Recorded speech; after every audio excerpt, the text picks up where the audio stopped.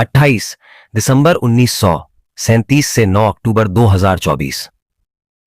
एक भारतीय उद्योगपति और परोपकारी व्यक्ति थे। उन्होंने 1991 से 2012 तक टाटा समूह और टाटा सन्स के अध्यक्ष के रूप में कार्य किया और उन्होंने अक्टूबर 2016 से फरवरी 2017 तक अंतरिम अध्यक्ष का पद संभाला। 2008 में उन्हें भारत का दूसरा सबसे बड़ा नागरिक सम्मान पद्म विभूषण मिला। रत्न को इससे पहले 2000 में तीसरा सबसे बड़ा नागरिक सम्मान पद्म भूषण मिला था। रतन टाटा नवल टाटा के बेटे थे, जिन्हें टाटा समूह के संस्थापक जमशेदजी टाटा के बेटे रतनजी टाटा ने गोद लिया था। उन्होंने आर्किटेक्चर में स्नातक की डिग्री के साथ Cornell university college of architecture से स्नातक किया। वह 1962 में टाटा समूह में शामिल हुए टाटा स्टील की दुकान से शुरुआत की। बाद में उन्होंने 1991 में जेआरडी टाटा के सेवानिवृत्त होने पर टाटा सन्स के अध्यक्ष के रूप में उनका स्थान लिया। उनके कार्यकाल के दौरान टाटा समूह ने टाटा को एक बड़े पैमाने पर भारत केंद्रित समूह से वैश्विक व्यवसाय में बदलने के प्रयास में टेटली, जगुआर लैंड रोवर और कोरस का अधिग्रहण किया। अपने पूरे जीवन में टाटा ने 40 से अधिक स्टार्टअप में निवेश किया, मुख्य रूप से व्यक्तिगत क्षमता में। अपनी फर्म R&T कैपिटल एडवाइजर्स के माध्यम से अतिरिक्त निवेश के साथ रतन टाटा का जन्म ब्रिटिश राज के दौरान बॉम्बे, अब मुंबई सिया में 28 दिसंबर 1937 को एक पारसी परिवार में हुआ था। वह नवल टाटा, जो सूरत में पैदा हुए थे और बाद में टाटा परिवार में गोद लिए गए, और सूनू टाटा, टाटा समूह के संस्थापक जमशेदजी टाटा की भतीजी आरोप के पुत्र थे। टाटा के जैविक दादा हॉर्मुसजी टाटा खून के रिश्ते से टाटा परिवार के सदस्य थे। 1948 में जब टाटा 10 वर्ष के थे, उनके माता पिता अलग हो गए और बाद में उनका पालन पोषण नवाजबाई टाटा, उनकी दादी और रतनजी टाटा की विधवा ने किया और उन्हें गोद ले लिया। उनका एक छोटा भाई जिमी टाटा और एक सौतेला भाई नोएल टाटा था। टाटा ने 8वीं कक्षा तक मुंबई के कैंपियन स्कूल में पढ़ाई की।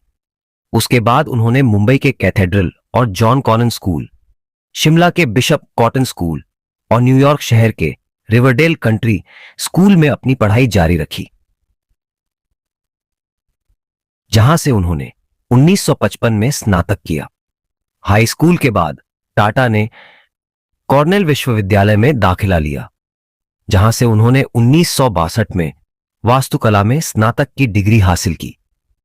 कॉर्नेल में रहते हुए टाटा अल्फा सिग्मा फी बिरादरी के सदस्य बन गए। 2008 में टाटा ने कॉर्नेल को $50 मिलियन का उपहार दिया, जो विश्वविद्यालय के इतिहास में सबसे बड़ा अंतर्राष्ट्रीय दाता बन गया। HRBS परिसर के उत्तर पूर्वी कोने में स्थित है और यह हार्वर्ड बिजनेस स्कूल के मध्य करियर कार्यकारी शिक्षा कार्यक्रम के लिए समर्पित है। यह 7 मंजिला है और लगभग 1,50,000 सकल वर्ग फीट है। इसमें शैक्षणिक और बहुउद्देशीय स्थानों के अलावा लगभग 180 बेडरूम है।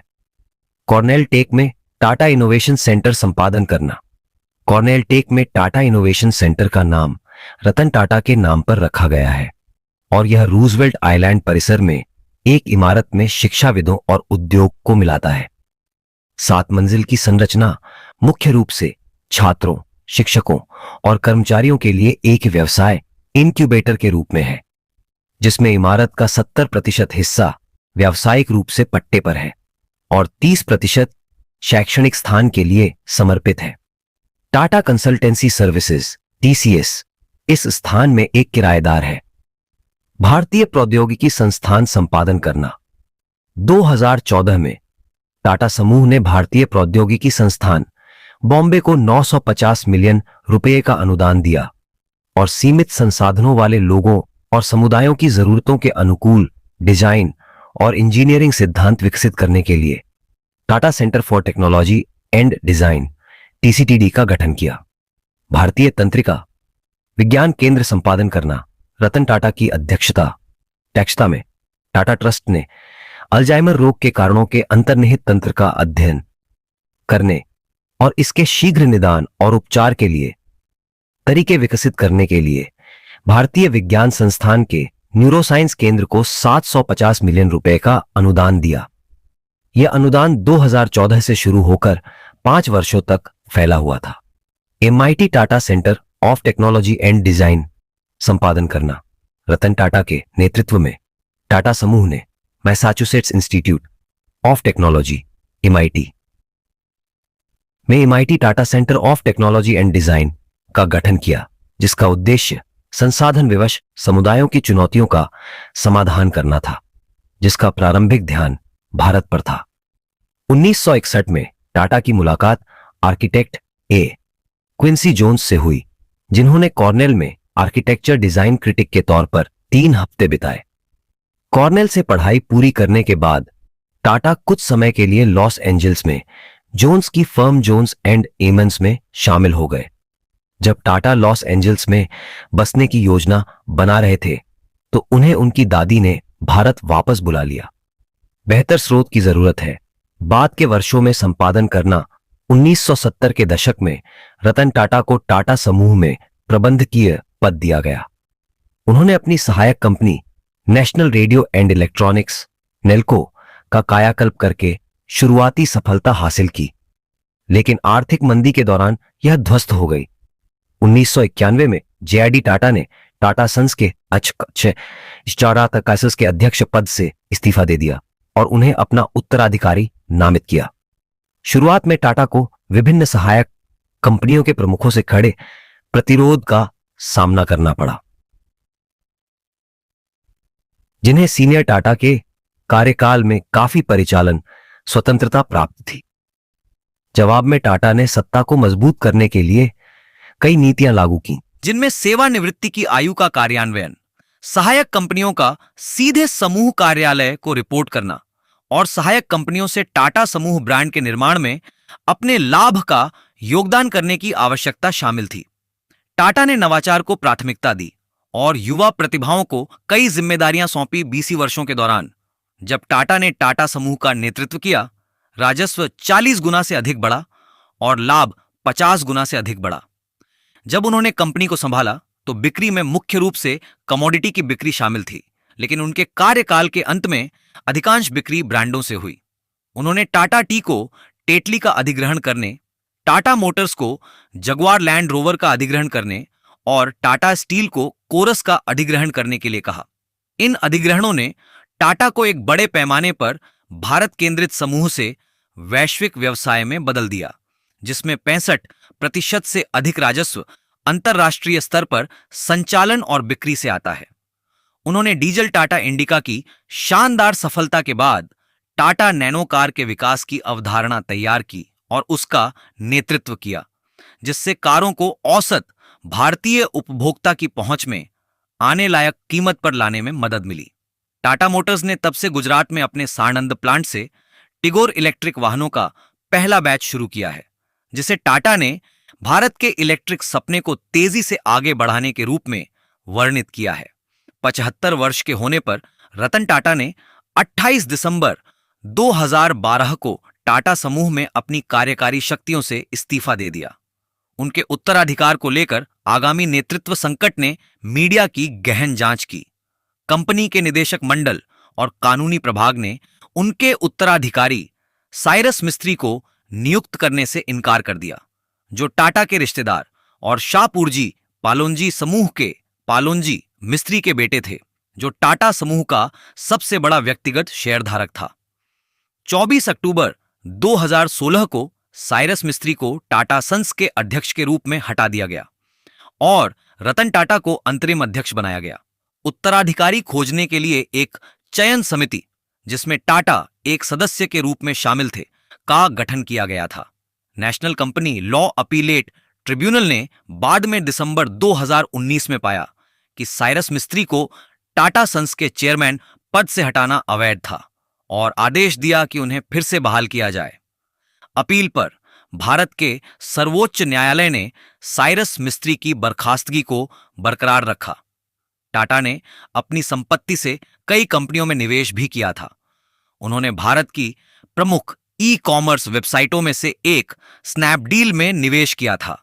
जनवरी 2016 में उन्होंने टी बॉक्स, एक ऑनलाइन प्रीमियम भारतीय चाय विक्रेता, और cashcrow.com, एक डिस्काउंट कूपन और कैशबैक वेबसाइट में निवेश किया। उन्होंने भारत में शुरुआती और बाद के चरण की दोनों कंपनियों में छोटे निवेश किए थे, जैसे ओला कैब्स में 90 पैसे करोड़। अप्रैल 2015 में यह बताया गया कि टाटा ने चीनी स्मार्टफोन स्टार्टअप शाओमी में हिस्सेदारी हासिल कर ली है।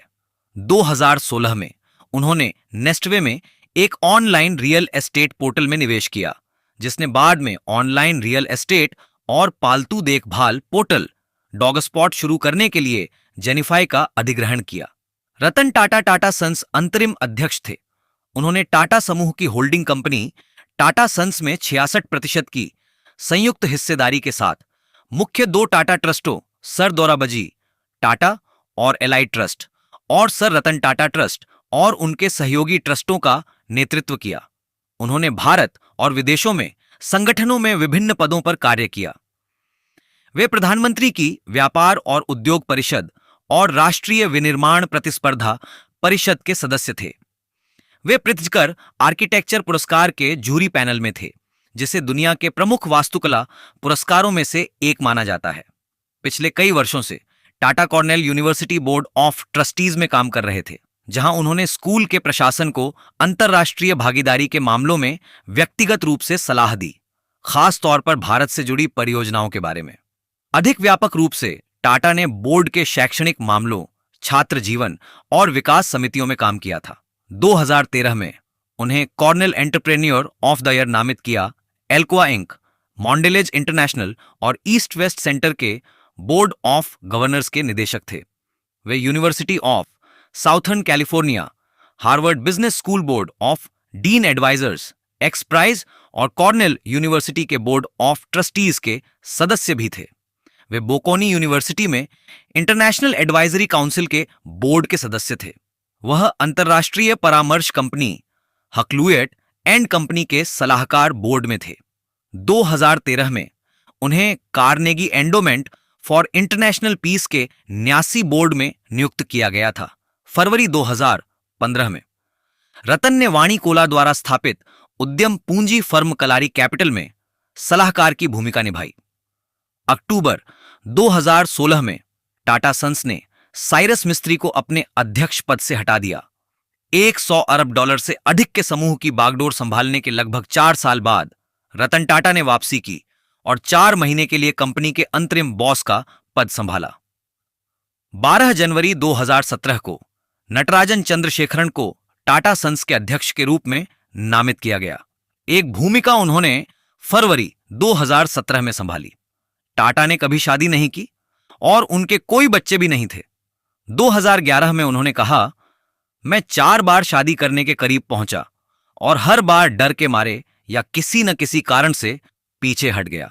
हालांकि अपने जीवन के आखिरी दौर में वे अपने निजी सहायक शांतनु नायडू के बहुत करीब थे। वर्ष का बिजनेस लीडर एशियाई पुरस्कार 2012 मानद fellow Royal Academy of Engineering, doctor of business की मानद उपाधि New South Wales University, Grand Cordon of the order of rising sun Japan सरकार, लाइफ टाइम अचीवमेंट पुरस्कार रॉकफेलर फाउंडेशन 2013, विदेशी सहयोगी राष्ट्रीय इंजीनियरिंग अकादमी दशक के परिवर्तनकारी नेता, भारतीय मामले भारत नेतृत्व सम्मेलन 2013, Ernst and young entrepreneur of the year, life time achievement Ernst and young business practice के मानद डॉक्टर कार्नेगी मेलन विश्वविद्यालय 2014 मानद डॉक्टर ऑफ बिजनेस सिंगापुर प्रबंधन विश्वविद्यालय, सयाजी रत्न पुरस्कार बड़ौदा मैनेजमेंट एसोसिएशन